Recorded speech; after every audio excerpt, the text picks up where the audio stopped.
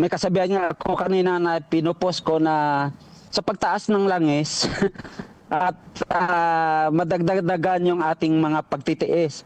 Lalong-lalo na sa aming mga sektor na mga mangingisda na sa ngayon ay maliit na ngayong aming huli, mataas ang sa gasolina. Ngayon tumaas ang gasolina. So talagang lambiron kami talagang apektado ng pagtaas ng langis ngayon. Dito nangyari sa kaguluhan sa ibang bansa, no. So talagang apektado kami sa Kabumbong Marian. Problema sa pagtaas ng gasolina kasi tingnan nyo kasasabi pa lang na medyo may crisis tayo na darating sa gasolina, marami nga yung mga gasong station sobrang taas na biglaan. So talagang yun ang nireklamo ng ating mga kasama mangingisda, kasama na ito, lalo na itong ating mga small scale fishers na pang-araw-araw na kung wala silang bili na gasolina, so hindi makapagpalaot. Ngayon sobrang mahal, so parang alanganin na nga yung iba na magpalaot dahil walang naman kasiguruhan na makakuha ng marami, mahal pang gasolina. So ano na lang ang mangyayari? So walang maitabi para sa pamilya. Yun ang problema ngayon na usap-usapan at matinding kinakaharap naming issue na sa pagtaas ng langis talaga. Ang statement ng SINAG at mula naman sa amin ay magkapareho na sana magbigay ng special na na consideration naman sa ating mga hindi lang sa mga magsasaka at mangingisda, dahil basic ito na pangangailangan ng ating mga mangingisda sa pagpapalaot ng gumagamit ng umaasa sa langis, no.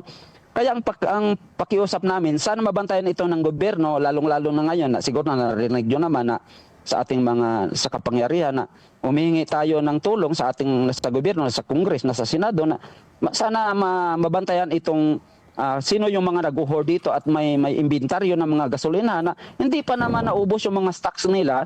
Ngayon nagpapataas sila na wala pa sa oras. So talagang dapat panawagan namin na mag-action dito yung ating gobyerno dito paano masolusyonan, at sana ma-priority kami dahil nahirapan na kami sa paghuli ng isda, sa pagpapalaot, pahirapan pa kami sa presyo na sinasamantala ngayon ng mga mga ayun, sabi niya, mga nag-hoard ng gasolina, no? Sa aming sektor ng mangingisda, ito lang talaga ang kabuhayan namin, no, para malaman ng lahat. Sa ayaw namin, sa gusto talaga mangingisda kami, kaya nirekomenda namin ngayon kung pwede nga magsagwan na lang muna kami o kaya gagamitin yung layag namin, yung mga old traditions ng pamamaraan ng pangingisda kung kakayanin.